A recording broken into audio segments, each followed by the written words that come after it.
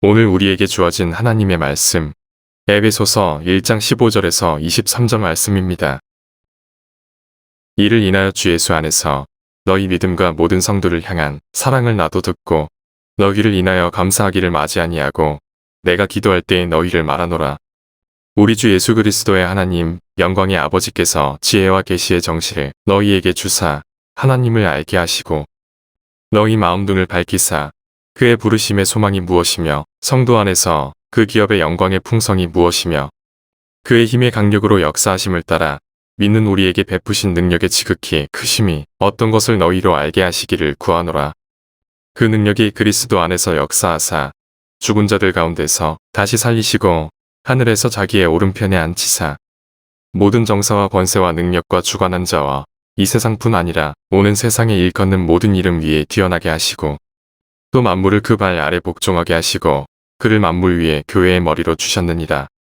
교회는 그의 몸이니 만물 안에서 만물을 충만케 하시는 자의 충만이니라. 할렐루야. 세상이 어수선합니다. 지금 우리가 이렇게 안전하게 예배 드릴 수 있는 이유는 누군가가 우리를 공격하지 않기 때문에 그런 것이죠.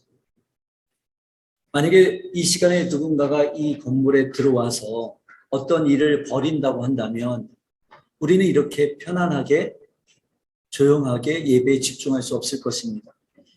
우리가 이 음향시설에 문제가 있어서 하월링 소리가 나더라도 우리가 찬양을 부를 때도 그렇고 말씀을 들을 때도 신경이 쓰이잖아요.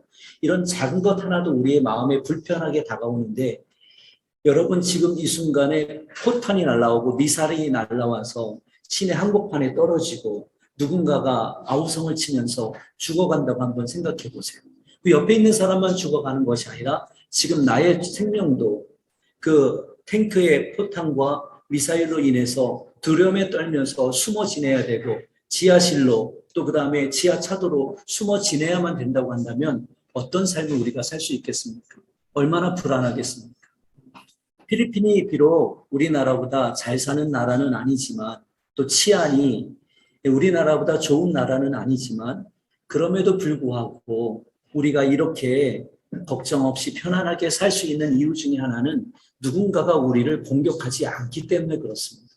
이것은 매우 중요한 일이에요.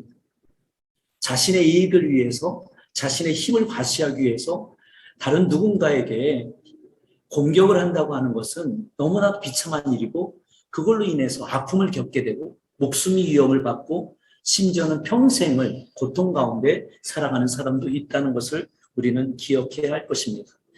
비록 우크라이나는 우리나라는 아닙니다. 유럽 중에서도 동쪽에 있는 유럽입니다. 동유럽입니다. 동유럽 쪽에서도 가장 오른쪽에 있는 나라예요. 러시아와 각이 국경이 붙어 있는 나라예요. 그러니까 분쟁이 일어나고 있는 거고 러시아는 어떻게 해서든지 우크라이나를 자기의 권력 아래에 집어넣기 위해서 전쟁을 일삼는 것입니다. 이 땅은 어떻게 보면 전쟁 속에 살아가는 것과 같다고 저는 생각을 합니다. 이렇게 우크라이나처럼 러시아가 직접 공격을 하는 경우도 있지만 우리가 뉴스를 들어보면 매일매일 강도와 구타와 사기와 절도와 거짓말 이런 사건 사고들이 얼마나 많이 일어나는지 몰라요. 제가 한 3일 전인가요? 소년법정이란 이 드라마를 넷플릭스에서 봤어요.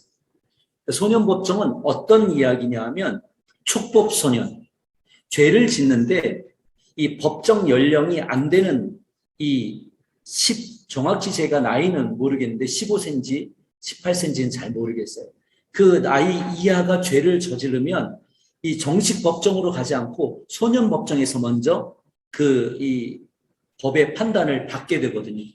근데 이 아이들이 나이가 어리면 법의 심판을 약하게 받는다는 것을 알고 역이용해서 오히려 죄를 더 과감하게 저지른다는 거예요.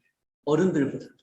그 내용을 보면서 누군가는 웃으면서 자기의 즐거움을 위해서 누군가를 폭행을 하고 가둬두고 왕따를 시키고 돈을 뺏고 그리고 성행위를 시키고 하는 이런 일들이 20대, 30대, 40대, 50대, 60대에서 일어나는 일이 아니라 10대 초반에서 일어난다는 거예요. 저는 그 드라마를 보면서 계속해서 마음이 무거웠어요. 누군가가 누군가를 공격하고 누군가가 누군가를 힘들게 하는 것이 이 참 어려운 일이구나. 하나님께서 이 땅에 하나뿐이 없는 예수 그리스도를 보내주신 이유가 한 가지가 있다고 한다면 그것은 뭐냐 하면 전쟁과 같은 세상 속에 사랑이라는 것이 무엇인지를 보여주기 위함이라고 성경은 분명하게 이야기를 해주고 있어요. 그 크리스천이라고 하는 것은 무엇이냐 하면 바로 세상 사람들과 똑같이 살아갈 수밖에 없어요. 누군가가 나를 공격하면 나도 언젠가는 그 사람을 공격해야지라고 하는 마음이 우리 가운데 들 수밖에 없어요. 근데 우리 예수님께서는 그렇게 하지 않으셨어요. 자기를 공격하고 자기를 죽이려고 하는 사람들을 십자가에 달리면서까지도 다 용서하시고 돌아가신 분이 예수님이세요. 그래서 예수님을 믿지 않는 사람들도 4대 성인 중에 하나라는 그러한 표현을 쓰면서 사랑의 상징으로 예수 그리스도를 이야기하는 것을 우리는 볼 수가 있습니다. 오늘 에베소서 1장 15절에서 23절까지 해서 말씀을 읽었는데요. 18절 한 절 말씀만 가지고서 좀 말씀의 은혜를 좀 나누기를 원합니다. 제가 18절 말씀을 한번 읽어보도록 하겠습니다. 너희 마음의 눈을 밝히사. 달지 않았어요. 한번 여러분 따라하겠습니다. 마음의 눈. 원래 제가 오늘 말씀의 제목을 부르심의 소망이라는 제목으로 준비를 했어요. 근데 어제 준비한 말씀을 가지고 어제 전체적으로 말씀을 다시 한번 정리하면서 부르심의 소망을 이야기에 앞서서 오늘 말씀의 제목을 마음의 눈으로 했으면 좋겠다는 생각이 들었어요. 그래서 오늘 이 말씀의 전체 포인트를 이 마음의 눈으로 다시 재정리를 좀 해보았습니다. 여러분, 오늘 마음의 눈을 밝혀주세요라고 사도 바울이 기도하면서 시작을 해나가고 있어요. 여러분 21세기잖아요. 21세기를 4차 산업혁명 시대라고 얘기해요. 근데 코로나가 발생을 했어요. 코로나가 발생을 하면서 4차 산업혁명 시대가 어떤 사람은 5년이 빨라졌다고 해요. 어떤 사람은 10년이 빨라졌다고 그래요. 그럼 여러분 한번 생각해 보세요. 지금 제 나이가 56이에요. 10년이 빨라졌다고 했을 때에 만약에 코로나가 아니었다고 한다면 이렇게 빠르게 변화하는 세계를 내가 몇 살에 경험을 하는 거냐 하면 66세에 경험을 하게 되는 거예요. 지호 몇 살이죠? 17이에요. 만약에 지호가 코로나가 아니었다고 한다면 이렇게 빠르게 변화하는 이 4차 산업혁명 시대를 몇 살에 경험을 하냐 하면 27살에 경험한다는 거예요. 그러니까 10년이 없어진 거예요, 세상에서. 저와 여러분의 나이는 똑같지만 세상은 이렇게 빠르게 변화해 나가고 있다는 거예요. 그래서 이 미래를 바라보는 전문가들이 이 코로나가 지나가는 이 시대를 어떤 시대라고 얘기하냐면 한번 따라서 하겠습니다. New Normal. 정상적인 시대인데 새롭게 질서가 잡힌 정상적인 시대가 되었다는 거예요.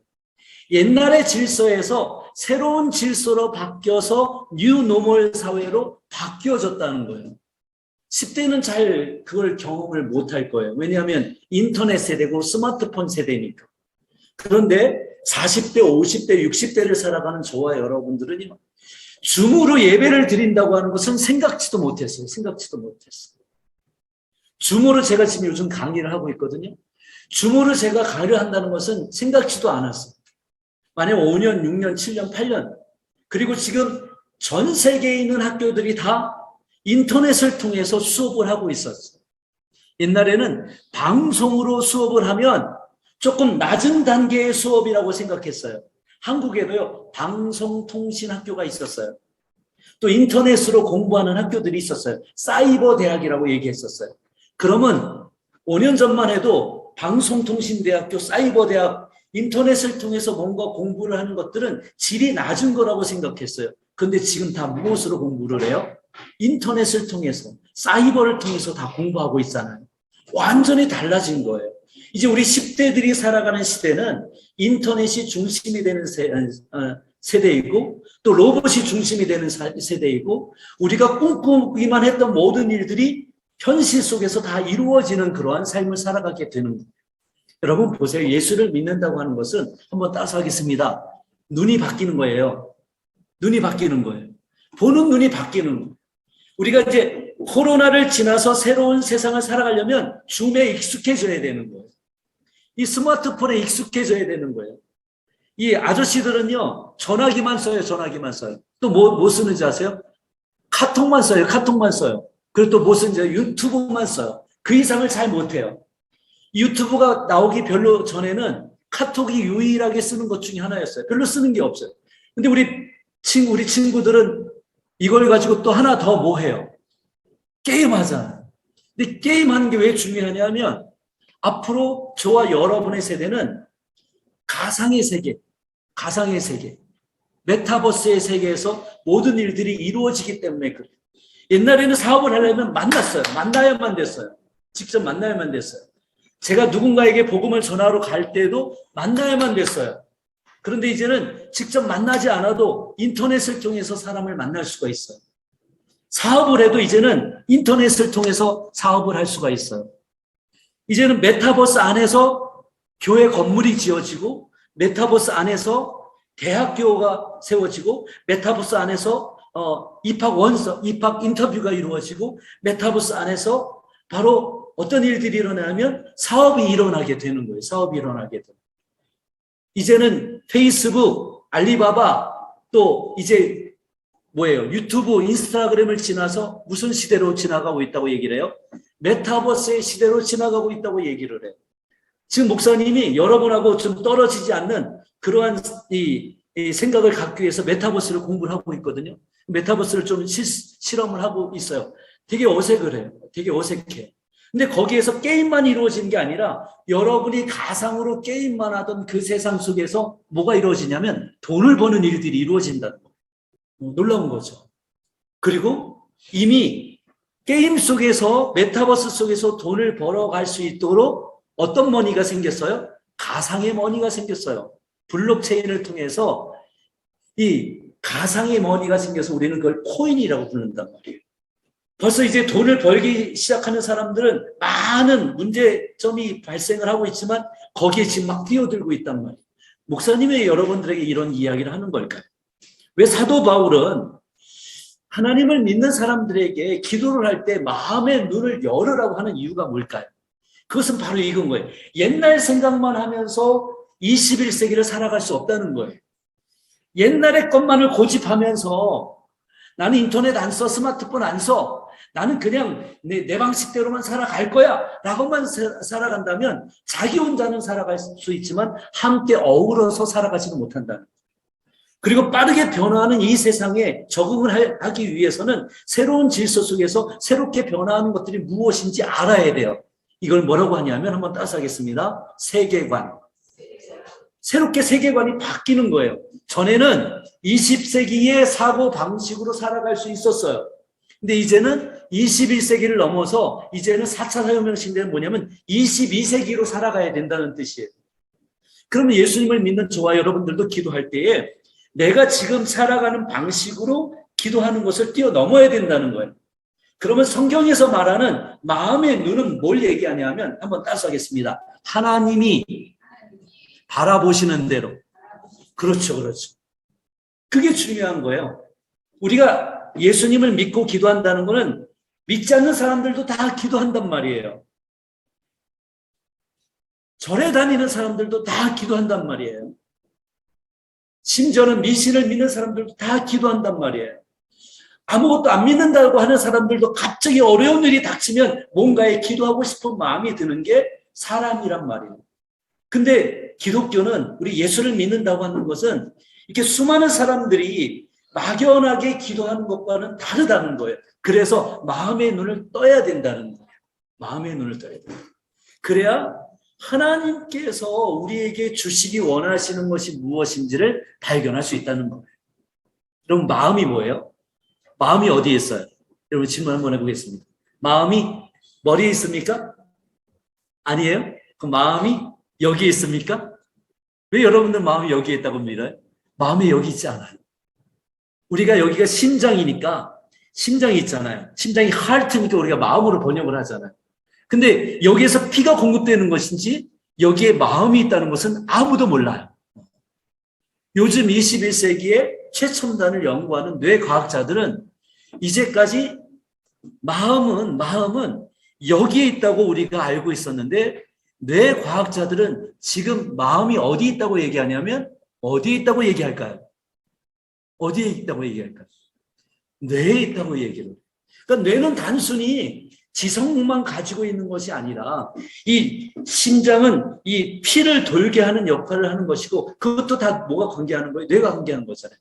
이 뇌가 마음의 어떤 역할을 이어갈 수 있도록 해준다는 거예요. 그래서 뇌과학자들은 이 마음이 머리에 있다고 얘기를 해요. 그래서 지금까지는 이 심장 여기에 있다고 하는 마음이 뇌에 있을 수도 있다고 생각하는 사람들이 늘어나고 있다는 거예요. 그러니까 어디 있는지 잘 모른다는 거예요. 한마디로. 그것은 바로 육체와 영혼 속에 어떤 한 가운데 있는 것이 마음이거든요. 그러니까 육체는 확실하게 보이잖아요. 그래서 심장이 어디 있는지 확실히 알아요. 뇌가 어디 있는지 확실히 알아요. 근데 여러분 보세요. 영혼이 어디 있는지 알아요? 모르잖아요. 그러니까 육체와 영혼 속 사이에 있는 이 마음이라고 하는 것이 여기에 있는 것 같다. 왜냐면 여기에 뜨거운 가슴이라고 우리가 표현을 하니까. 근데 뇌과학자들이 계속 연구하다 보니까 아니다. 뇌가 없이는 마음은 결코 일어날 수가 없다. 마음의 작용이 일어날 수 없다. 그건 뇌다. 이렇게 얘기를 한다는 거예요. 그러니까 육체와 영혼의 어디인가 있는 것이 마음이라는 거예요. 그러면 이 마음이 잘 흔들려요. 마음이 잘 흔들려요. 엄마가 나 혼내면 갑자기 막 싫어요. 그렇죠? 그리고 아침에 일어나려고 하면 막 짜증이 나요. 다 어디에 해당하는 거예요? 마음에 관계된 거예요. 근데 가만히 보면 뇌와도 연결이 된 거란 말이에요. 제가 이걸 왜 오랫동안 얘기하냐면 이 마음의 눈이 열리지 않으면 자기중심적으로 생각을 할 수밖에 없어요. 자기중심적으로 기도할 수밖에 없어요. 그래서 마음의 눈을 뜨게 하는 기도는 하나님이 생각하시는 대로 생각하는 기도를 얘기해요. 영적인 세계를 바라보는 기도를 이야기하는 거예요. 그리고 삼위일체이신 하나님께서 성경을 통해서 우리에게 어떤 복을 주시기를 원하신지를 간절히 바라보는 기도라는 거예요. 하나님의 사랑으로 세상을 사랑하고 하나님의 방식으로 세상을 살아가게 하는 기도입니다. 에베소서 19장 20절 말씀을 제가 한번 읽어볼게요. 또 나를 위하여 구할 것은 내게 말씀을 주사 나로 입을 열어 복음의 비밀을 담대히 알리게 하옵소서.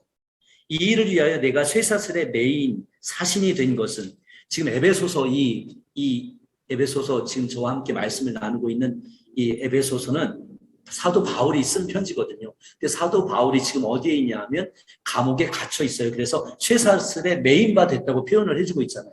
근데 사도 바울이 기도하고 있는 것이 어떤 기도예요? 자, 보세요. 나를 풀어주세요. 나를 감옥에서 나가게 해주세요. 이런 기도를 하지 않고 있다는 거예요. 이상하지 않아요? 평범한 사람이라면, 우리가 사람이라면, 하나님, 나를 이 지긋지긋한 옥살이에서 벗어나게 해주세요. 하나님, 어떻게든 이 옥에서 벗어나야 내가 또 뭔가를 해나갈 수 있지 않습니까? 이 옥에서 빨리 탈출하게 해주세요. 이런 기도가 먼저 나오는 것이 우리 사람이 하는 아주 기본적인 기도예요. 이런 기도도 할 수 있는 거예요. 근데 오늘 사도 바울이 어떤 기도를 하냐 하면, 하나님, 나를 복음의 비밀을 담대히 전할 수 있는 사람이 되게 해주세요라고 기도하는 거예요. 어디에서? 옥에서. 그러니까 사도 바울의 기도는 옥에 갇힌 것, 그 다음에 옥에 갇히지 않은 것, 이것이 중요하지 않은 거예요. 옥 안에 있는 것, 옥 바깥에 있는 것이 중요하다는 것은 무엇을 의미해요? 한번 따서 하겠습니다. 마음을 컨트롤할 수 있다는 거예요. 이게 매우 중요한 거예요. 옥 안에 있어도 내가 옥 안에 있다는 것 때문에 두렵지 않다는 거예요. 두려움을 이겨나가겠다는 거예요. 하나님, 이 옥 안에서도 내가 하나님께서 꺼내주시는 그때까지 내가 여기에서 해야만 되고 할 수 있는 일이 무엇인가요? 라고 하나님께 기도한다는 거예요. 마음의 눈이 열리게 되면 전쟁 가운데서도 도망칠 생각만 하는 사람이 아니라 나라를 구하고 민족을 구하고 내 가족을 지키기 위해서 내가 할 수 있는 일이 무엇인가를 생각할 수 있다는 거예요. 돈 많은 사람들 다 도망갔어요. 정치인들 많이 도망가 버렸어요. 러시아 쪽에 있었던 정치인들, 친러 쪽의 정치인들 돈 가지고 다 도망가 버렸어. 다 도망가 버렸어. 감옥 안에 있는 것이나 감옥 바깥에 있는 것이나 우리가 마음의 눈을 뜨게 되면 감옥 안에 있는 가운데에서도 우리의 마음을 컨트롤해 나갈 수 있는 은혜를 경험하게 되는데 그 힘을 주시는 분이 바로 누구라는 거예요? 하나님이시라는 거예요. 여러분, 우크라이나에서 지금 전쟁 가운데 있는 분들이 얼마나 힘들겠습니까? 얼마나 두렵겠습니까? 두려운 것이 사실이죠. 무서운 것이 사실이죠. 포탄이 옆에서 떨어지는데요. 옆에서 지금 피를 흘리면서 사람이 죽어나가고 있는데요. 영화가 아니란 말이에요. 게임이 아니란 말이에요. 죽어가고 있단 말이에요. 근데 그때 도망가지 못해서 안달을 하는 사람이 아니라 그 전쟁 속에서 살아있는 가운데서 두렵지만 옆에 죽어가는 사람, 내가 지켜야 될 사람, 내가 할 수 있는 일이 무엇인지를 생각해낼 수 있는 사람이 마음의 눈을 뜨는 사람이라는 거예요. 엄마 아빠가 자녀들을 두고 도망가 버린다고 한다면 어떻게 되겠어요? 자기가 살겠다고 하는 것이 자기의 마음과 생각과 육체를 다 지배하고 있는 거예요. 두려움 때문에 살아야겠다는 생각뿐이 없는 거예요. 그렇게 되면 모든 것을 놓고 도망가 버릴 수밖에 없는 거예요. 여러분, 참 재미있는 일이 뭔지 아세요? 이 사도 바울이요, 감옥에 갇혀 있을 때 기도하는 가운데요, 갑자기 지진이 나면서 옥문이 열려요. 옥문이 열려버려요. 그리고 옥문이 열리니까 이제 사도 바울이 도망갈 수 있어요, 없어요? 도망갈 수 있어요. 그런데 사도 바울이 도망갈 수 있는 가운데에서 간수가요, 갑자기 자결을 하려고 해요. 왜 자결을 하려고 하냐면 자기가 지키고 있던 죄수가 도망가 버리면 그의 책임을 물어야 됐어요. 그러니까 어차피 죽을 거니까 자기가 자결을 하려고 해요. 그때 사도 바울이 뭐라고 얘기하냐면 두려워하지 마라. 내가 여기 그냥 있겠다. 딱 그렇게 얘기해요.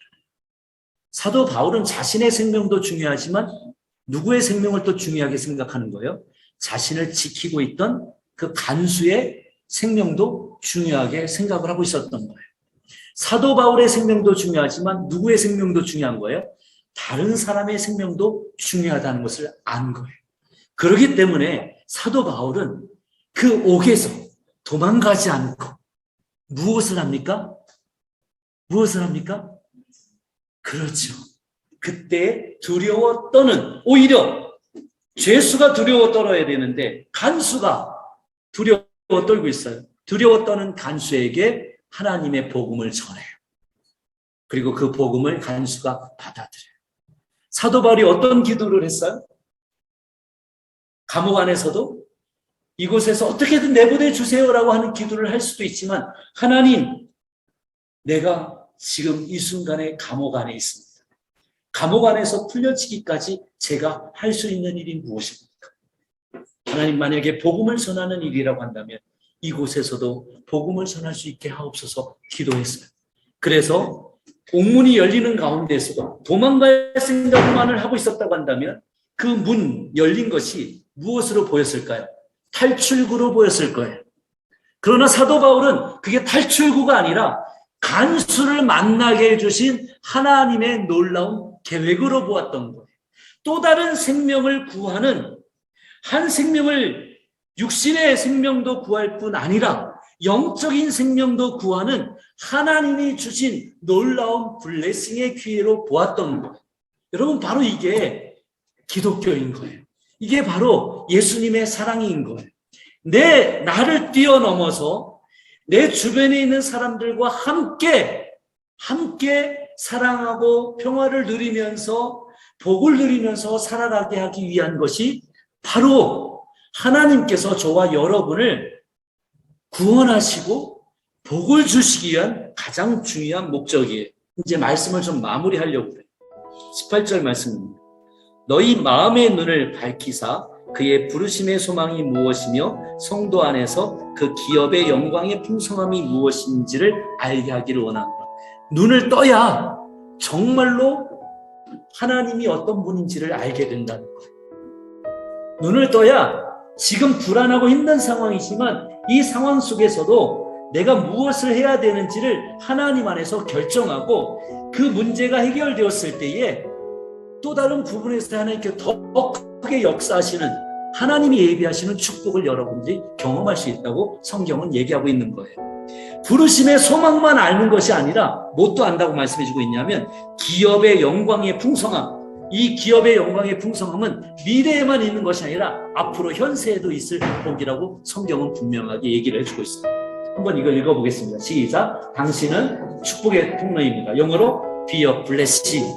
하나님이 말씀하시는 복은요, 미래의 천국에서만 우리에게 허락하시는 복이 아니라 이 세상에서도 허락하는 복인데요, 제일 먼저 중요한 복이 어떤 복인지 아세요? 여러분이 눈이 떠지는 복이에요. 이 세상 사람들이 바라보는 방식대로 세상을 경쟁과 공격으로 살아가는 것이 아니라 사랑과 평화와 우리가 함께 살아갈 세상으로 바라볼 때에 우리의 눈이 바뀌어지게 되고, 지금 이 순간에 코로나 시기에 어려운 순간에 지금 내가 무엇을 해야 하나님이 예비하신 축복을 내가 경험할 수 있는 사람이 될 수 있습니까? 라고 조금 더 한 차원 높아진 기도를 저와 여러분이 해나갈 수 있게 될 것입니다. 여러분, 저는 우리 세계를 품은 교회 성도 여러분들이 그냥 내 문제만을 위한 기도가 아니라 나를 뛰어넘어서 또 누군가를 그리고 또 마음의 눈을 열어서 하나님께서 예비하신 그 기업의 풍성함과 나를 왜 부르셨는지 그 부르심의 소망까지도 붙잡아 가시는 여러분들이 되시기를 예수님의 이름으로 축원합니다. 기도하겠습니다.